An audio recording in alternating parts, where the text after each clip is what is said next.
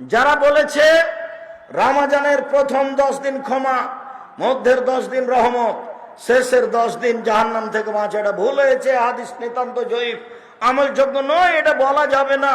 পুরো রমজান রহমত, পুরো রমজান ক্ষমা, পুরো রমজান জান্নাতের সব দরজা খোলা আছে। যে যা পারেন খালি নেকি লুটে নেন, তাসবিহ পড়ে, কোরআন তেলাওয়াত পড়ে, দান খয়রাত করে, কোরআন মাজিদ পড়ে নেকি একবারে ধরার চেষ্টা করেন, কম খেয়ে, কাজবাজ বাদ দিয়ে।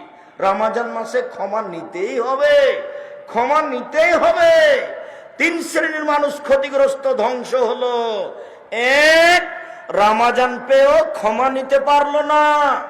2, বৃদ্ধ বাপ মাকে পেয়েও ক্ষমা নিতে পারলো না। 3, আমার নামটা আসলো সাল্লাল্লাহু আলাইহি সাল্লাম বললো না। এরা 3 শ্রেণীর মানুষ ধ্বংস। 1, রমজান পেয়ে নিজের ক্ষমা নিতে পারলো না, ও ধ্বংস। আরেকটু